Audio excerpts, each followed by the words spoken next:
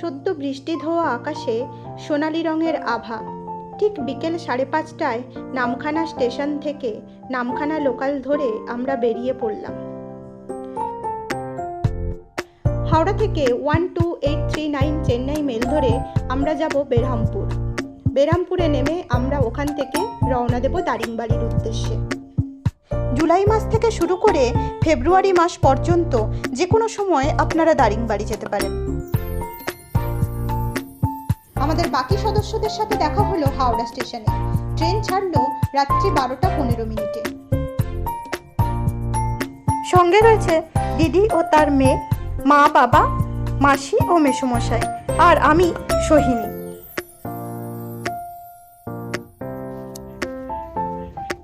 সেপ্টেম্বরের শেষ মানে বর্ষার শেষ আর শরতের শুরু।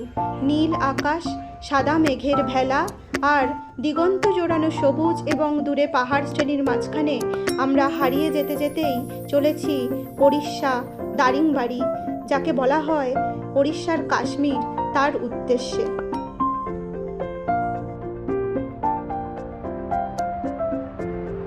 কলকাতা থেকে দারিংবাড়ি আসতে গেলে হাওড়া থেকে দক্ষিণ ভারতগামী কোনো ট্রেনে উঠে আপনাকে আসতে হবে বেরহামপুর এবং সেখান থেকে বাই রুট আপনাকে আসতে হবে দারিংবাড়ি।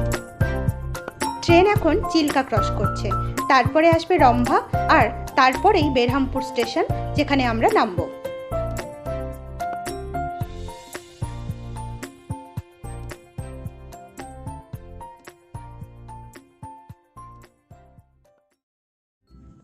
পরের দিন সকাল 10টায় নামলাম বেরহামপুর স্টেশনে। 4 নম্বর প্ল্যাটফর্ম থেকে স্টেশনের বাইরে বেরিয়ে এলাম। আমাদের আগে থেকেই গাড়ি বুক করা ছিল, গাড়ি চলে এসেছে। গাড়ির ড্রাইভার রাজুদা যে আমাদের বেরহামপুর থেকেই পুরো ট্যুরটা ঘুরে দেখাবে। গরম গরম ইডলি দিয়ে ব্রেকফাস্ট সারলাম পাশেই একটা দোকানে। তারপর শুরু হলো আমাদের দারিংবাড়ির উদ্দেশ্যে যাত্রা। ওড়িশার কন্ধমাল জেলাতে অবস্থিত দারিংবাড়ির দূরত্ব বেরহামপুর স্টেশন থেকে প্রায় 130 কিলোমিটার। যাওয়ার পথে বেশ কিছু জায়গা দেখে তারপরে আমরা পৌঁছবো দারিংবাড়িতে।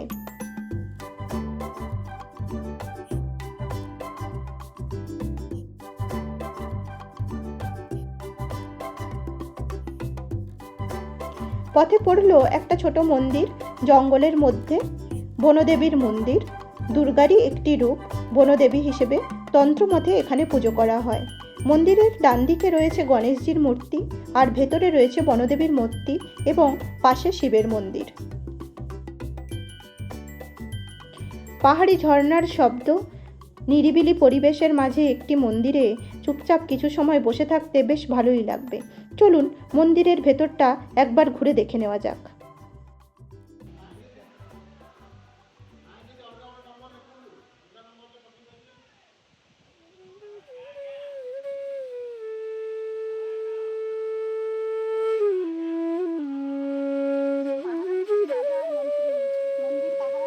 কোনটা রাজা? এইটা, আর এইটা হলো মন্ত্রী।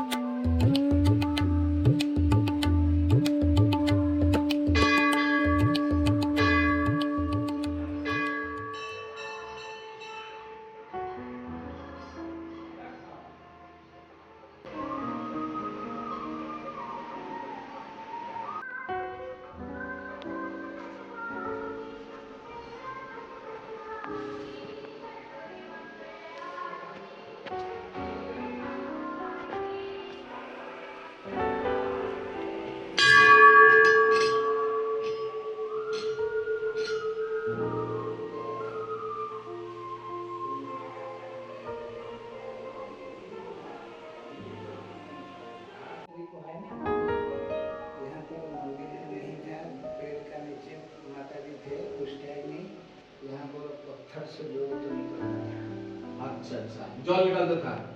जोत अग्नि अग्नि ये जो ज्योति होता है हाँ ना, हाँ हाँ हाँ हाँ ये जो जोत है, ये जोत जल रहा था, लेकिन इसमें कपड़ा नहीं था कि तेल नहीं था।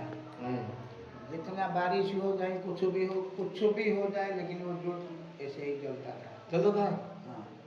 तो ऐसे ही धीरे धीरे धीरे धीरे हो करके वही ज्योतिपुर देवी मंदिर हो गया, ऐसे उठेगा ज्योति को अलग जगह कर दिए।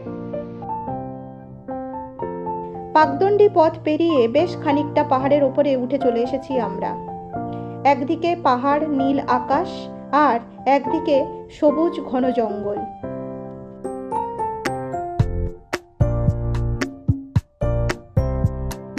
পথে পড়ল ঋষিকুল্যা নদী, দুদিকে কাশফুলের শোভা, মাঝখানে বয়ে চলেছে তীর তীরে নদী।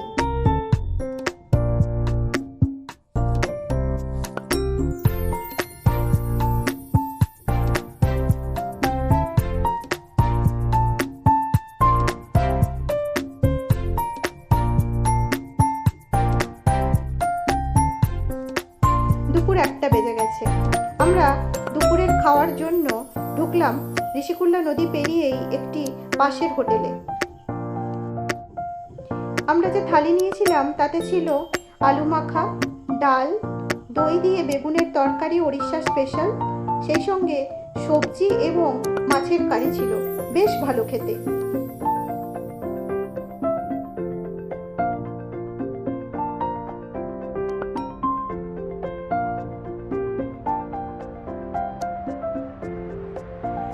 এবার আমরা দেখব সুরাডা ড্যাম ও খুন্তেশ্বরী মাতার মন্দির।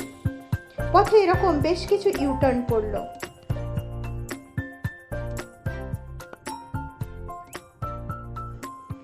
বেলা 1:50 নাগাদ আমরা পৌঁছে গেলাম সুরাডা ড্যামে। ড্যামের প্রবেশ মূল্য জন প্রতি 30 টাকা।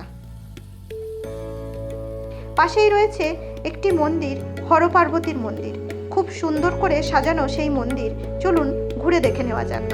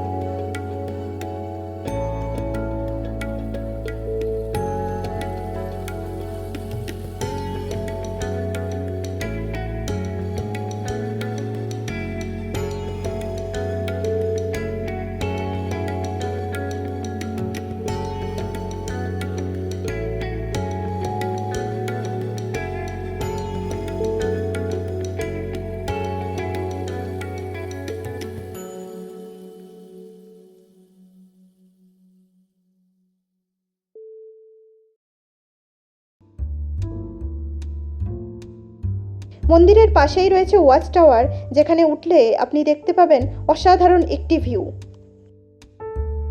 দিগন্তে জুড়ে রয়েছে পূর্বঘাট পর্বতমালার শ্রেণী, মাঝে নীল জল এবং খুব সুন্দর করে সাজানো এই জায়গাটা।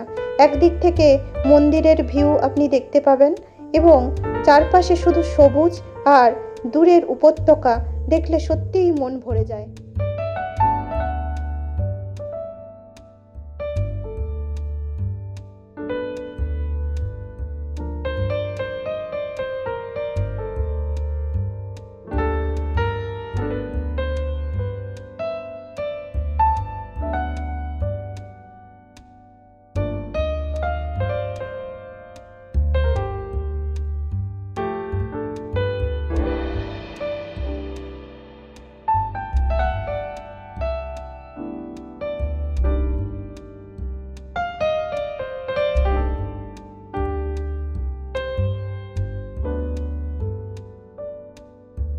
তারপর দেখলাম খুন্তেশ্বরী মাতার মন্দির।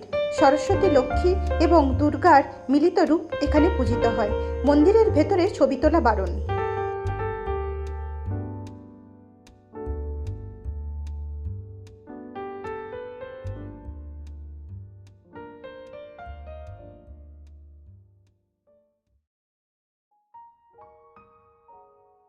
যাওয়ার রাস্তাটা এতটাই সুন্দর যে মাঝে মাঝে গাড়ি থামিয়ে আপনাদের দাঁড়াতেই হবে, তাহলে এমন সব সুন্দর সুন্দর দৃশ্য চোখে ধরা পড়বে।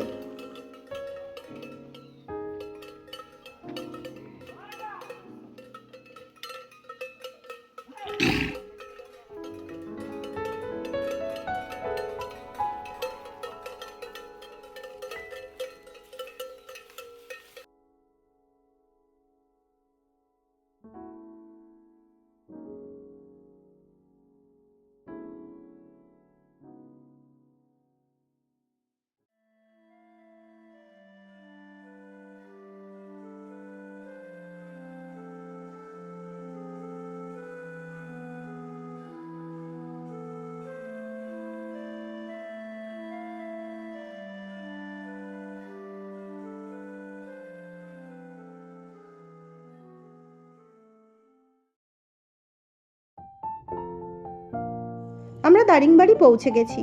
এখন 4:30 বাজে। আমরা এলাম কফি গার্ডেনে। এখানে কফি, তার সঙ্গে সঙ্গে নানা রকম মশলার বাগান রয়েছে। প্রায় 45 হেক্টর জায়গা জুড়ে এই বাগান।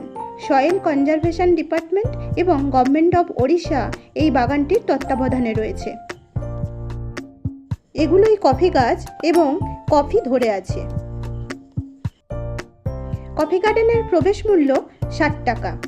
কফি এবং গোলমরিচের গাছ এবং অন্যান্য গাছের সঙ্গে এখানে পাইন, ওক এই জাতীয় গাছও দেখা যায়। ভীষণ নিরিবিলি একটা পরিবেশ। এই লতানো গাছটা গোলমরিচের গাছ, এখন গাছে ফুল ধরেছে।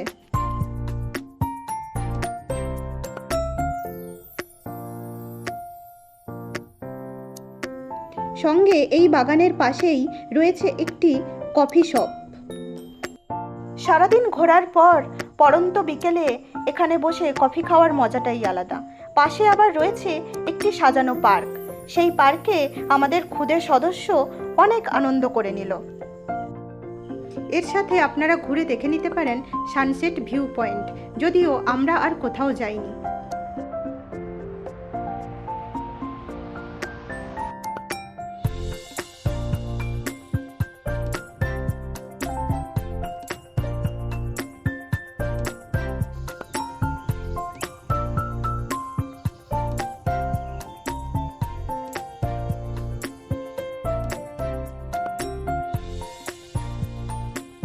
কফি গার্ডেনের বাইরে স্থানীয় উপজাতিরা অর্গানিক হলুদ, গোলমরিচ, কফি বিক্রি করেন।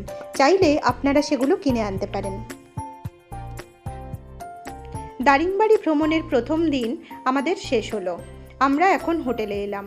হোটেল ইউটোপিয়াতে আমরা 2 দিন ছিলাম। প্রথম পর্ব এখানেই শেষ করলাম। ভিডিওটা কেমন লাগলো জানাতে ভুলবেন না কিন্তু।